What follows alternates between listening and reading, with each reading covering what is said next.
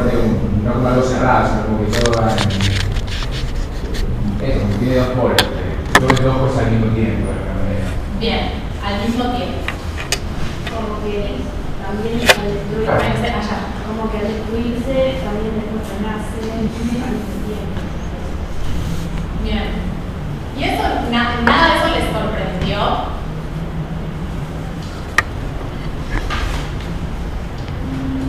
¿No? Son medievales todo. A ver si no resultó natural pensarlo, o sea. Pienso en esto, por ejemplo. Baskin en su trabajo menciona una serie de culturas que son estas de, por ejemplo, viejas embarazadas o imágenes de cadáveres pariendo. ¿Cuál es la diferencia entre ambivalencia medieval y ambigüedad moderna?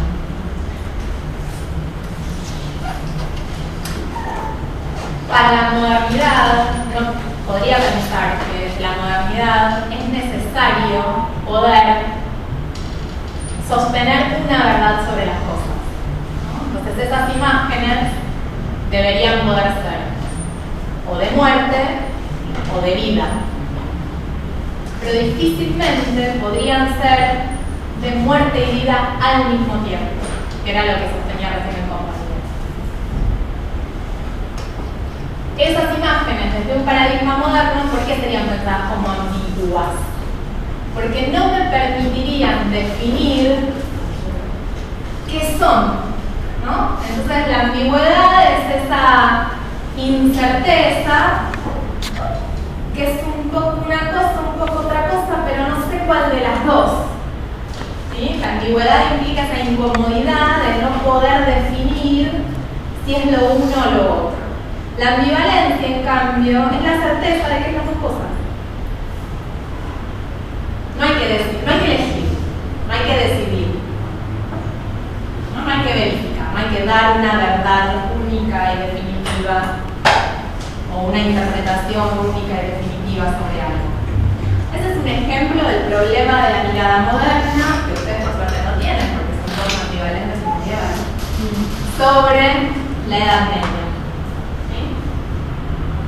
Si uno pudiera exagerar la posición interpretativa moderna, uno podría decir, bueno, frente a estas imágenes, se trata de contextualizar y sobreinterpretar para pensar que si esa imagen estaba colgada de una pared, no sé qué, entonces capaz era más la muerte, porque, ¿no? No, ahí hay la construcción de relatos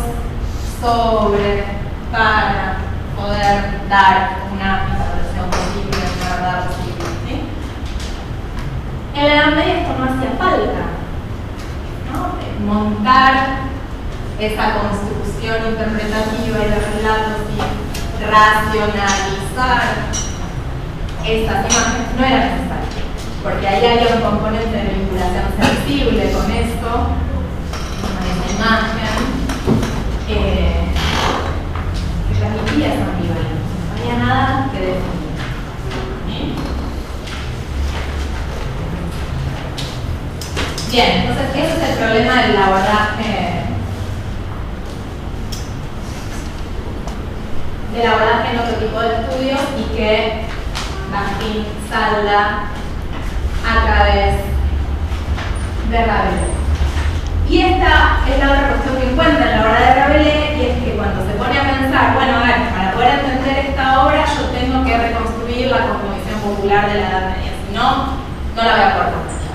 Acá lo central es que yo pueda hacer esa reconstrucción.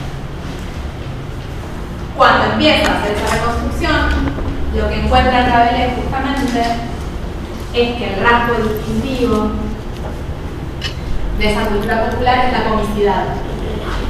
Es que es una cultura cómica. ¿Sí?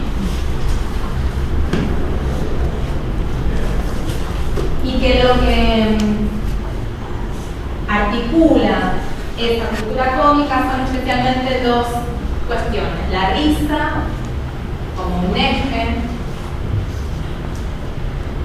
de la cultura que se va a manifestar tanto en prácticas como en parodia, la burla, etcétera, como en el lenguaje. juegos y también en el lenguaje. Y después este principio material y corporal de la Edad Media, de la cultura popular de la Edad Media, que es el que le va a dar sustento al grotesco. Este principio material y corporal, que es excesivo, que efectivamente es ambivalente, que no es de los individuos, ¿sí? El cuerpo es un cuerpo colectivo en la Edad Media, que es cíclico, todo lo que muere da origen a algo nuevo, ¿sí?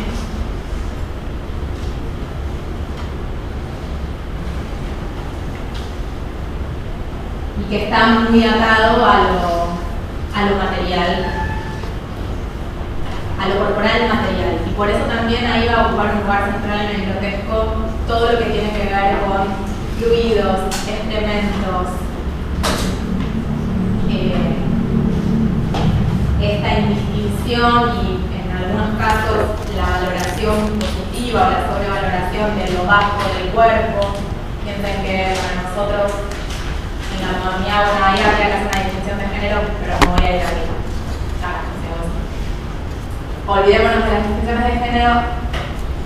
Por lo menos sí en la modernidad está claro que tenemos dos zonas profundamente definidas, ¿no? Y la zona alta del cuerpo y la zona baja, la razón y la pasión, ¿sí? Esa indistinción y esa jerarquización, incluso de lo que se puede mostrar y de lo que no, la razón se puede mostrar, la pasión no, no existe en la Edad Media, no es pensada de ese modo. Esta cultura cómica popular, entonces, para Tim, tiene tres manifestaciones centrales: la fiesta, que son estas formas rituales del espectáculo, ¿sí? Las obras cómicas en las plazas públicas, acuérdense de los relatos orales, estamos en ese momento, ¿no? No existe todavía el teatro como espacio físico. Entonces, las obras en plazas públicas y centralmente los festejos del carnaval, que son este único momento compartido por todos por igual. En ese momento tampoco era todos por igual. Las obras cómicas verbales, donde aparecería Rabelais, no con su nombre, ¿no? Rabelais escribía con un seudónimo, porque lo que escribía no lo podía escribir con su nombre letrado, digamos. Pero aparecería Gargantúa y Pantagruel ahí en esas obras cómicas verbales. También Erasmo, digamos, y otra serie de autores que tal vez conozcan a Rabelais. Y el vocabulario cotidiano, los insultos, las groserías, ciertas construcciones verbales. ¿Qué se ve con los juramentos? En realidad, más que los juramentos, o en todo caso por ejemplo ambivalencia, son las blasfemias. Pensá que en este momento, justamente con las concepciones religiosas, Claro, porque se supone que nada de sí. Entonces, por eso tiene que ver justamente con las blasfemias. Si lo piensan en términos contemporáneos, hay un conjunto de refranes que todavía dan vueltas, como por ejemplo, me cago en Dios. Cago en Dios es un clásico, ¿sí? Es una blasfemia, y es una blasfemia que tiene buena parte de componente grotesco, ¿sí? En la medida en que vincula lo sagrado y lo profano, lo alto y lo bajo. Por eso tiene que ver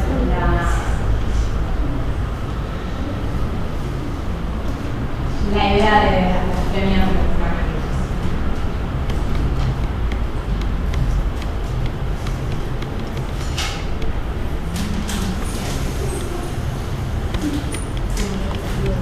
¿Cómo era el carnaval?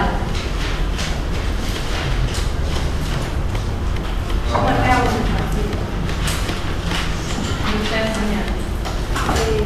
se borraba las diferenciaciones,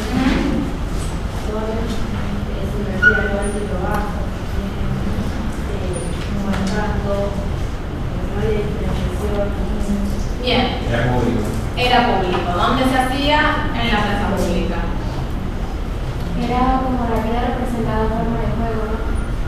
La vida representada en forma de juego. Bien, sí. Gastín de hecho lo dice casi con esas palabras. Él lo que va a plantear es que no, cuando él sostiene que no había, digamos, un escenario y espectadores, lo que justamente quiere plantear son estas dos cuestiones. Por un lado, que no era algo montado para, ¿sí? Sino que, y que efectivamente no había unos que actuaban y otros que miraban, como en las fiestas oficiales, donde pasaban los carros de los señores feudales y las familias nobles, y el resto miraba y hacía lo que se conoce como hacer la corte, ¿sí? Sino que acá todos participaban. Y que justamente en la medida en que todos participaban y que no era algo montado para, es decir, no era un espectáculo, algo para ser mirado, era sencillamente la vida cotidiana planteada como un juego. ¿Y por qué planteada como un juego? Porque muchas de las cosas que sucedían, acuérdense de esta idea de segunda vida del pueblo, muchas de las cosas que sucedían ahí, cuando se acababa el carnaval no podían seguir sucediendo. ¿Sí? Entonces uno podía insultar al señor feudal en el carnaval, pero no lo podía insultar por fuera de ese espacio del carnaval. Ahora, la forma del insulto era una forma del insulto que sí formaba parte del acervo cotidiano. No es que le decían algo pensado para el día del carnaval, ¿sí? Usaban los mismos lenguajes, los mismos refranes, las mismas formas lexicales que en la vida cotidiana, pero en este ejemplo dirigidas a personas que no podrían haberse dirigido en otro contexto. O hacían participar de ciertos rituales y de ciertos juegos a personas que no hubiesen participado, o tomaban lugares que no hubiesen podido tomar por fuera del contexto del carnaval. Pero no es que eran lugares inexistentes, eran las prácticas y los lugares socialmente disponibles en la época. Era la vida cotidiana. ¿Qué más? Bueno, esto de la inversión de valores temporaria lo dijimos, no voy a tener ejecutores, lo dijimos.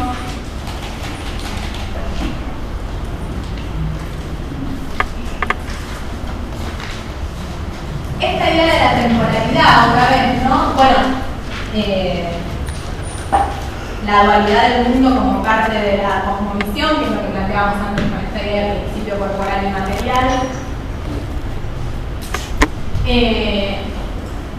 Y esto sí es interesante. Cuando antes yo les decía, hay una temporalidad asociada a los ciclos naturales, todavía, con el modo de producción, al tiempo de la cosecha y también a los ciclos religiosos, Cuaresma, Carnaval. Lo interesante es que el tiempo de la fiesta, según Bastín, sí era un tiempo especial, en la medida en que era el tiempo en el que se podía imaginar que otra vida era posible, ¿no? Que era distinto del tiempo de descanso. El tiempo de descanso estaba pautado por ese mismo ciclo material y natural, ¿sí? Había momentos en que se cosechaba y se trabajaba, y momentos en los que no se podía cosechar, había que hacer descansar la tierra, se descansaba, fin. ¿Sí? Ahora, en el tiempo de la fiesta, incluso en virtud de esas mismas inversiones de jerarquías, que aunque fuesen temporarias, sucedían, eso lo que permitía pensar era que otra vida era posible. ¿Sí? Y también ese principio material y corporal del que hablábamos hace un rato, donde esas muertes que dan origen a otra cosa, esa otra cosa era una cosa imprevista, ¿sí? Para la cosmogonía medieval, era una cosa imprevista que probablemente probablemente pudiese traer, vaya uno a saber qué buenas cosas por delante, que se muriera el señor feudal. ¿Sí?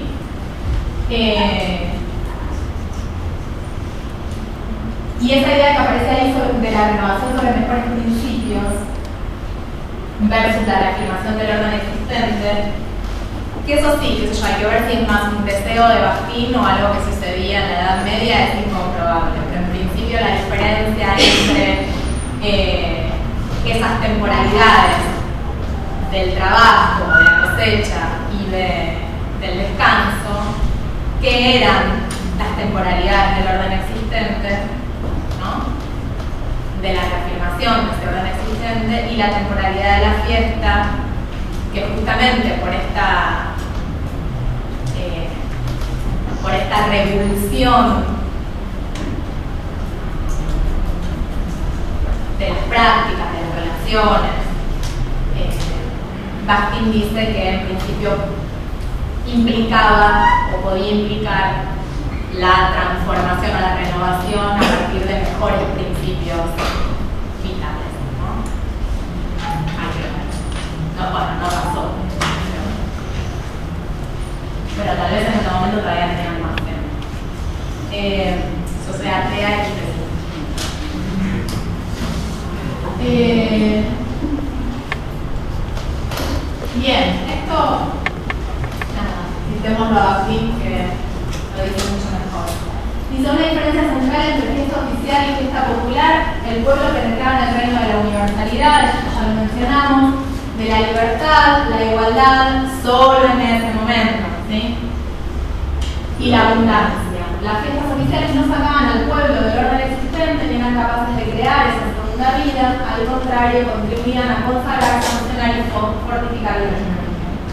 A diferencia de la fiesta oficial, el carnaval era el triunfo de una especie de liberación transitoria más allá de la órbita de la concepción dominante, la abolición provisional de las relaciones jerárquicas, privilegios, reglas, tabúes. Se oponía a toda perpetuación, a todo perfeccionamiento y reglamentación apuntaba a un porvenir aún incompleto. Esto también lo dijimos, ¿no? Ya dijimos todo, chao, la risa, general, todos ríen, universal, contiene todas las cosas en las personas. Se podían reír de todo, de todos, ¿sí? No había. Lo sagrado desaparecía como una concepción en ese momento del carnaval, ¿sí? No había nada que fuese pensado como sagrado en ese instante. O en todo caso, lo sagrado podía ser profanado a partir de la parodia y la burla y de la risa en ese momento. Es ambivalente, ya lo sostuvimos. Y sí es interesante esto de la norma y el desplazamiento, porque una de las críticas que le van a hacer a Bakhtin, y es una de las cosas que vamos a ver como una crítica de las formas de abordaje de la cultura popular, es esta idea de que en realidad si estas jerarquías podían invertirse, si se podía transgredir toda regla establecida en ese momento del carnaval, es porque entonces efectivamente esas reglas existían y el carnaval en todo caso lo que hacía centralmente era ponerlas en escena y mostrarlas en toda su potencia, ¿no? En la medida en que las puedo transgredir, lo primero que tengo que hacer para transgredirlas es reconocer que existen. Entonces esa es una de las críticas que se le va a hacer a Bakhtin y que va a ser una larga discusión, lo vamos a volver a ver con Ginsburg y lo vamos a volver a ver en la unidad 2 con Desertov, pero esta crítica de hasta dónde la resistencia en un caso o la transgresión en este no implican más bien el reconocimiento y el sostenimiento y el reforzamiento de la norma. Y en nuestro caso esta es una discusión teórica, ¿no? Que también vamos a dar, pero que no es algo que le interesa a Bakhtin, Este principio corporal y material, entonces, del que también ya hablamos, esta idea de exceso, de abundancia, la indistinción entre lo alto y lo bajo, esa unidad entre lo cósmico, lo social y lo corporal, por la cual a Nacha Guevara, cuando saludaba a las tostadas, bueno, si era Alfano, no, Alfano, le decían que estaba loca, pero Nacha también era cósmica. Y que sin embargo en ese momento no hubiera parecido nada extraño, ¿no? La degradación, que es en realidad esta idea que planteaba antes sobre esa, no solo esa indistinción entre lo alto y lo bajo, sino la sobrevaloración de lo bajo y la degradación de lo alto a lo material. Y ese principio material y corporal, como les decía antes, no individual, no era mi cuerpo, tu cuerpo, ¿sí? Había en la propia espacialidad, en ese contacto en la plaza pública, la conformación de un cuerpo colectivo. Y dice que, dice acá que se pensaba como que el cuerpo era parte del mundo, entonces por eso privilegiaban la boca, la orina, que era la parte que conectaban. Conectaban con el afuera. Sí, absolutamente.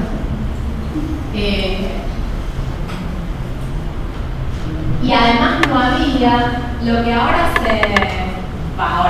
lo que después se fue construyendo como esta idea de la zona de proximidad, el espacio personal, ¿no? Una serie de construcciones que son modernas, ¿no? Antes el contacto físico era algo mucho más natural. Esto, incluso fomentado por la propia espacialidad, no solo por la cosmovisión. No medido, nosotros medimos todo. Piensen en la comida, ¿no? Somos, también por la forma de pensar la temporalidad moderna, somos seres del tiempo y de la medida y del peso, ¿sí? Cosas que no es que no existían antes, pero que tenían otro valor, ¿no? Como dos platitos, o algunos somos tan platitos, no importa, pero van a ser que sí. Pero queremos serlo, ¿no? Eso sí. Nos depilamos. Digo, piensen, traten de pensar de qué forma estas cosas ya no nos suceden. Lo excesivo, lo abundante, lo voluptuoso, ¿no? No es que no existe. Ahora, ¿con qué nociones se asocia? ¿De qué modo se percibe? Tetona, culona. ¿Cómo se piensa? ¿Qué valor ocupan esos cuerpos en las jerarquías culturales? Es una pregunta no retórica. Y lo que se aleja de la belleza, del canon. Se aleja del canon. Lo perfecto, lo equilibrado. Bien, se aleja del canon, y si se aleja del canon, ¿es valorado o no? ¿En qué casos es valorado? ¿O cómo haría para ser valorado? En lo clásico. ¿Cómo? En lo clásico. ¿No? ¿Qué sería lo clásico? Entonces lo que dice lo perfecto, lo bello. Bien, los cuerpos que se alejan, más allá del padecimiento, ¿no? Los cuerpos que se alejan de esos cánones padecen hoy. No padecían en otras épocas. Pero más allá del padecimiento. ¿Les ocurre algo? ¿No? Desde los cuerpos, piensen en cuerpos, incluso sáquenlo del género. Yo iba por ahí, salgamos de ahí. En cuerpos voluptuosos, excesivos. ¿Qué lugar ocupan? Son invisibilizados. Son invisibilizados en algunos casos. Y no son motivo de risa también. Son motivo de risa, pero se estigmatizan, entonces se podrían estigmatizar y discriminar también a través de la risa. ¿Esta risa es una risa universal, colectiva, de la que participa el cuerpo gordo? No. Bien. Entonces ahí, el lugar de la parodia, que también trabaja aquí, a diferencia de la parodia medieval, cambia de signo. ¿Sí? Es una parodia, él la llama parodia negativa. ¿Sí? Ya no es universal, colectiva, ambivalente, ¿no? Pasa a ser, en todo caso, esa imposibilidad de pensar lo excesivo, lo abundante y lo voluptuoso como algo productivo, parte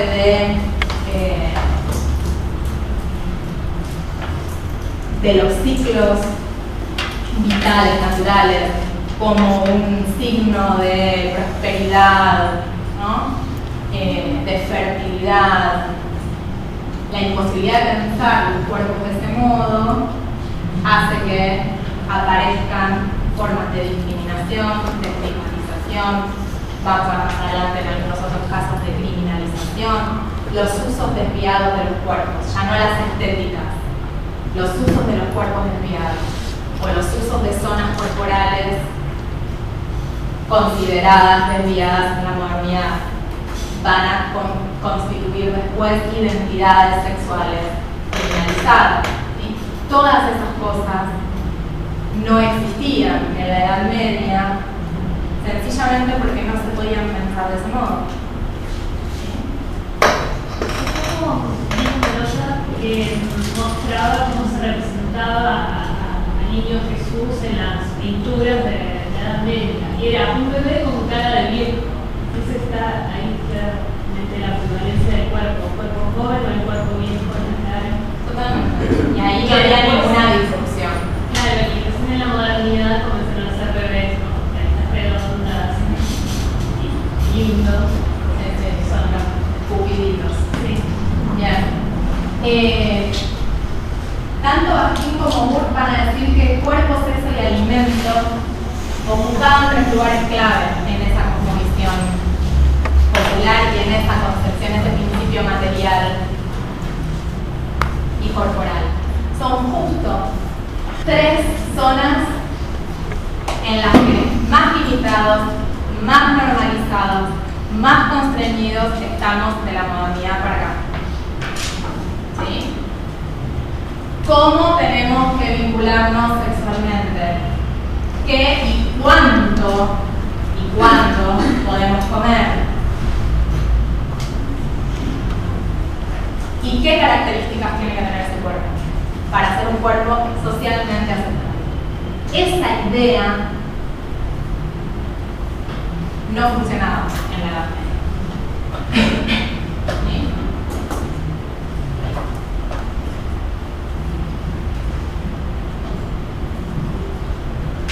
Y ahí aparece esta última zona del trabajo de Bakhtin, el trabajo de introducción, no el trabajo, que tiene que ver con que esa cosmovisión popular de la Edad Media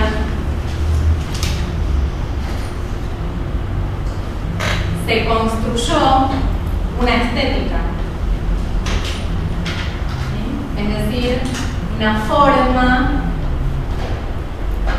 de ser dicha, de ser mostrada,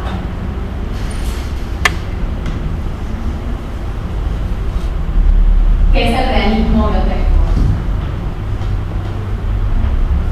Bakhtin lo define como una concepción estética de la vida práctica, es decir, todas esas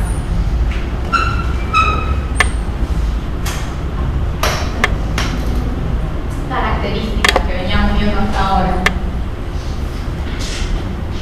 de los cuerpos, del lenguaje,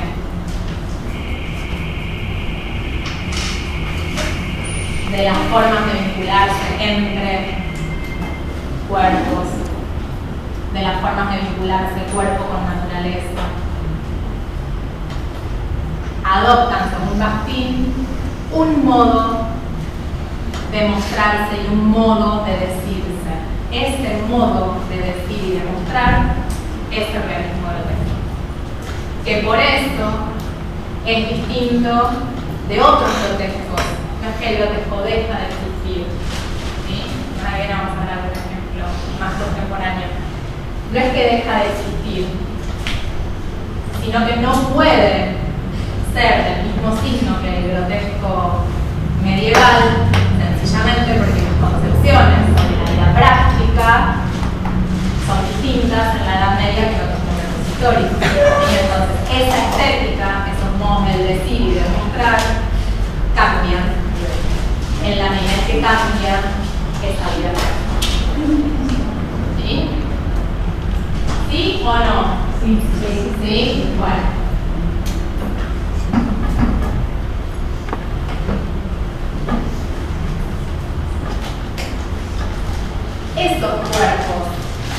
Esos cuerpos abundantes, excesivos, borrachos, echados, ¿sí?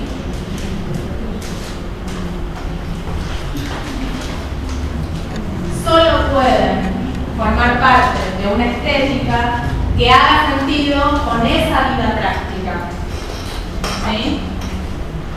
Eso podría ser pintado hoy como una representación realista de nuestra sociedad, y si lo fuera, ¿a qué remitiría?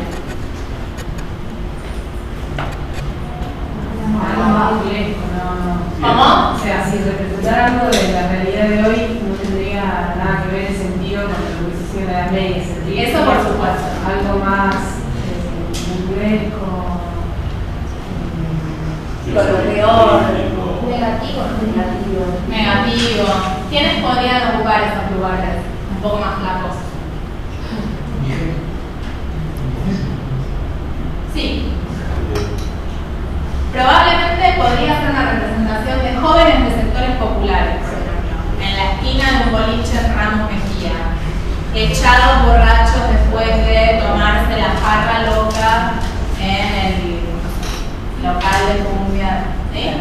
Pero todas esas cosas que yo estoy agregando para que esa imagen haga sentido son justamente las formas de estigmatización que aparecen después, digamos, a partir de la modernidad, cuando eso ya es impensable como parte de la vida cotidiana.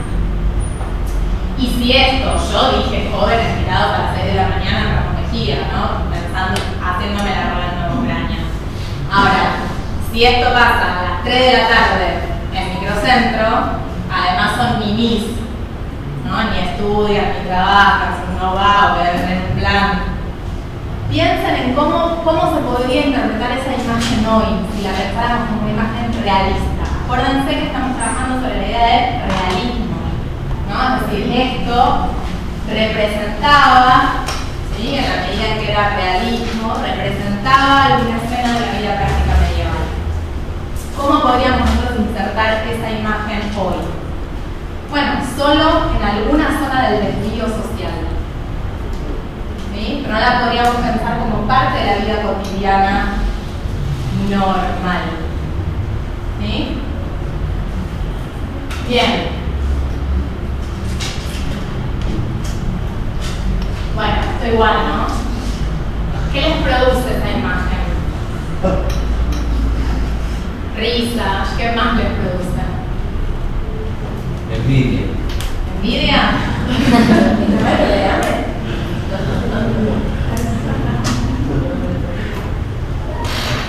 No como los pies del cuello. Hay algo de eso. Yo les estoy induciendo el rechazo, no está sucediendo, ¿no? ¿Y está? Bueno, eso bien, pero eso era parte, digamos, esto no, porque esto sí es una ilustración del momento en el que, ya no me acuerdo si Gargantúa o cuando ahora lo vemos, se limpia el culo con una hoja. Pero efectivamente, digo, cagar en cualquier lado, limpiarse el culo con la mano y escribir viva Cristina. Eso no es algo posible ahora, ¿sí? No es pensable para nosotros, más que desde el asco. El asco no es con J, así, asco, no es una categoría que haga sentido en esa composición. ¿Sí? Ni siquiera, y eso sí es importante para pensar la transición, ni siquiera en los sectores del oficialismo que no era el Kirchner. ¿Sí? Tampoco hacía sentido el asco. Bien.